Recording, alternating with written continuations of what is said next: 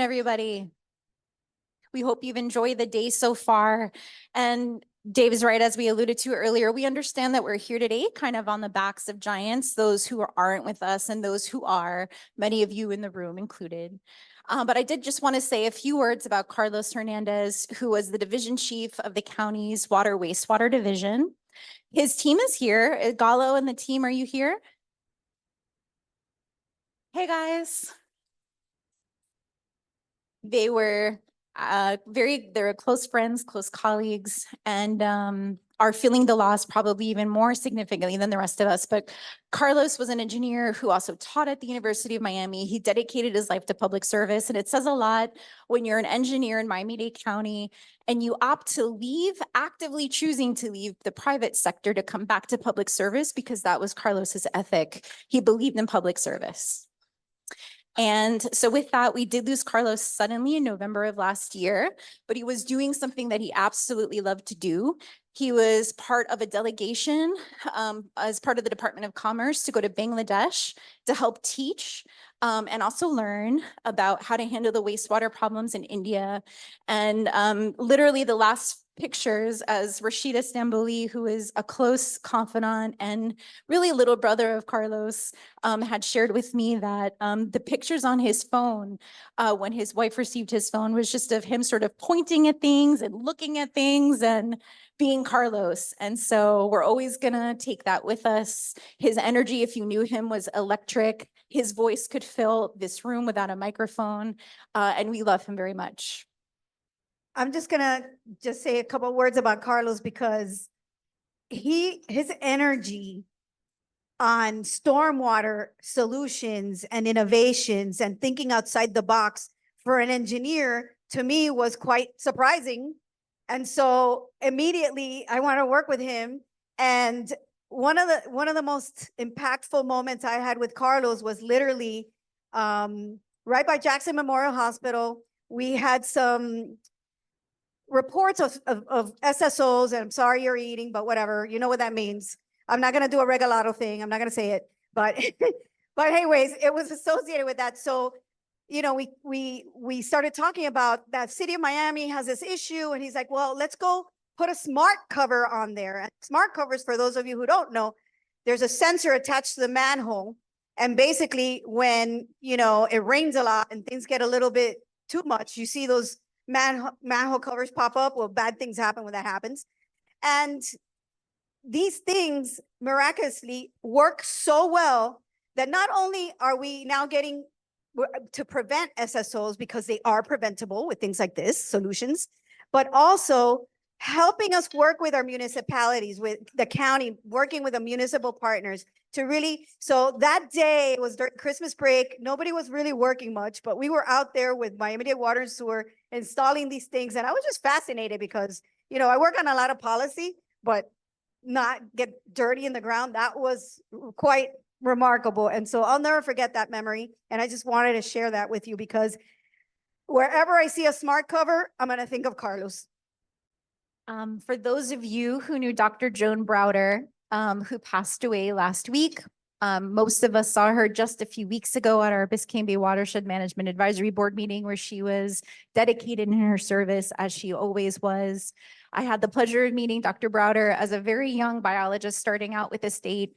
And I know I could not deliver this half as well as most of you in the room, Dr. Sabino, Dr. Learman, and others who really worked along, Dr. Seraphy, who worked alongside Dr. Browder for decades, and who began her journey into Biscayne Bay studying birds as a young student, and led her way through understanding the dynamics of Biscayne Bay from a water quality perspective, from a habitat perspective. There simply just wasn't somebody in my life professionally to this day who understood the Bay the way that Dr. Browder did.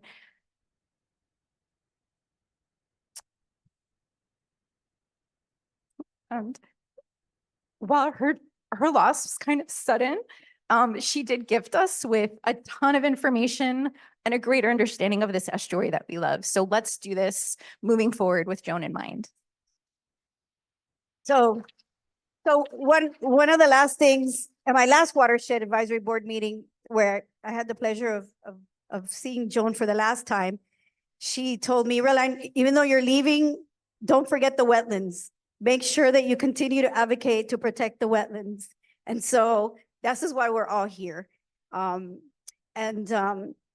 Now, I mean, look, they're all smiling and they're probably thrilled at the size of this summit, quite frankly. So I'm thrilled that they're watching over us. And I was called up to say a few words about Sean McCracken, and I'm going to try my best. And I asked Lauren, our Chief Bay Officer, to join me because she also is going to say some words about Sean. But Sean and I go so way back to the days of advocating for Biscayne Bay Coastal Wetlands Everglades Restoration Project. And I remember conspiring with Sean during the Everglades Coalition conferences when we didn't dream about having a Biscayne Bay Coalition, getting a little side room and having, you know, at that time, Katie Sorensen, he was working for Katie Sorensen at the time, and shuffling her in and shuffling the Corps in and the Water Management District in, and like putting them in a corner and saying, when are you going to get this project started?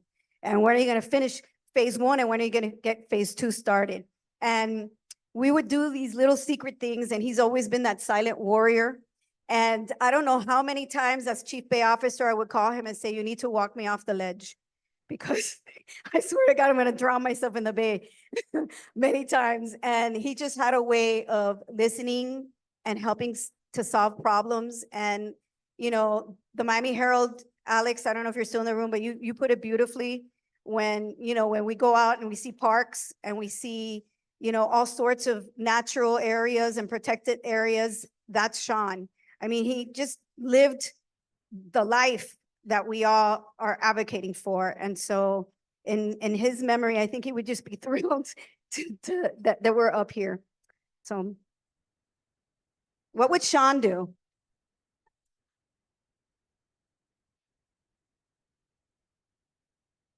Before taking on this role, I had a unique honor to serve as Mayor Cava's communications director for almost 3 years. And Sean was the other mayor in everything that we did. And there were opportunities where staff would bake an idea, you know, we'd spend hours and days and bring together stakeholders and think this is ready for the mayor. And we'd bring it to her and she would say, ask Sean. That was the level of trust that she had in him. And so all of the staff that worked for the mayor and worked on these environmental issues, we looked up to him a lot. And he was one of those people that was profoundly generous with his expertise. And you could ask him any question. And if you didn't understand, you could say, I don't get it. Can you say it again? And he would never hesitate to try and get you what you needed. And so I don't think it's a stretch to say that every piece of environmental policy that has been passed at Miami-Dade County over the past 15 years has had his thumbprint on it. And so it's well said to consider that every wetland, every resilient park, every piece of eel property that our county moves on is in part because of Sean McCracken. And so I know that he is so happy to see all of you here. So thank you all for honoring him. Okay. And so I'd like to call up a couple of people here.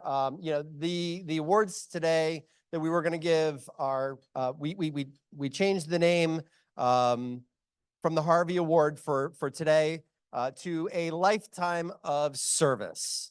There are a lot of people who have given their entire careers, their entire life of service. And Dr. Browder was going to be one of our recipients today. I was really very excited about giving her this award. And I'm going to continue on my position from the Watershed Management Advisory Board to lobby for policy changes that will protect our wetlands. So that's my commitment. Okay, so I would like, can we get a couple people, steering committee members, I'd like you to come up. I'd also like to ask John Rickasack. John, you back there, come here. Come up here, please. And is Craig Grossenbacher here? Okay, he had jury duty. So we're gonna, he's serving again. So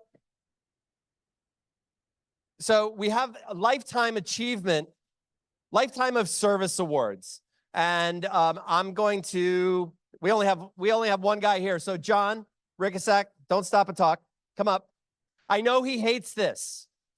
So John Rickasack has been working for the county for 30 years. I don't even know your bio. I should probably have read your bio. I'm sorry, man. I know this guy from traipsing in the mangroves with him. He is a wealth of knowledge, and like he just gets in there and grinds it out.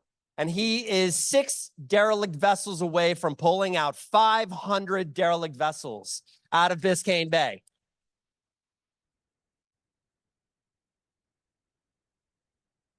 I respect this man because he just wants to climb in the mangroves. He just wants to restore the brokenness.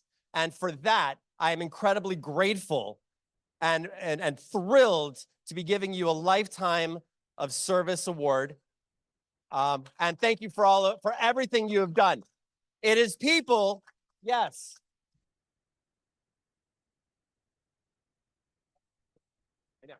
I know you're going to kill me. All right, we're going to take a quick picture. Sorry about that. John doesn't like the attention, but I'll tell you what, this man deserves it. Joan was another recipient. And we've also got Craig Grossenbacher, sorry, who is his official. I am horrible. I'm doing a bad MC. I'll deal with it. So Craig was another one of my conspirators to keep pushing for Biscayne Bay Coastal Wetlands Phase 1 completion and Phase 2, which later became BBCer. And he will hopefully continue to be my connector to the county and to Durham when it comes to making sure that we really continue to find the water we need to continue to rehydrate those wetlands so that I can continue to keep Joan happy. Because and this is where advocacy comes in again, and I'm going to keep saying that over and over again. But Craig has been one of the most dedicated county employees that I've ever met. He's a brilliant scientist. He understands politics too, which is really hard to find. And he just so committed to the work that he was supposed to retire a while ago, and he didn't. And we still have him working, even though he's in jury duty and he can't be here in person. But we love Craig so much. Head along. Thank you, Craig, for everything. Okay, so I'm going to have to apologize because I have been fibbing for about 3 weeks. In fact, all of us up here have been, except for one person. So the first Harvey Award was given to Daniela Levine Cava and Catherine Rundes Fernandez. She won the second Harvey Award, and then Irela won last year's Harvey Award. The Harvey Award is named after Harvey Rubin, who has a tremendous legacy in this community. We put his bio up so everybody can read it. And this year's Harvey Award has been really hard to keep secret because all of the people who are on this committee are supposed to be voting for them. This year's Harvey Award is going to my good friend, Luis Rodriguez.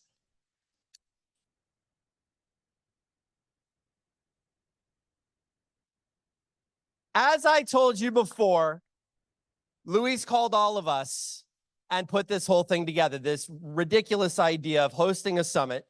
But I want to talk about the importance of standing on the shoulders of giants. I have gotten where I am and the achievements that I have done because Luis had all of these ideas, including starting the sustainability committee for City of Miami Beach, just like a whole long legacy. And I've cleaned up so much trash with this guy. I've learned so much from him. And he left Miami to Brazil 3 years ago, and he comes back for these summits. And he really, really, really cares. And so it is my great honor to award this year's Harvey Award to my good friend, Luis Rodriguez. You want to say anything? You don't have to. Okay. So if you'll humor us for a minute, we want a picture of all of us, and then we would like an Ussie with you guys. Is that cool? Yeah, for Luis.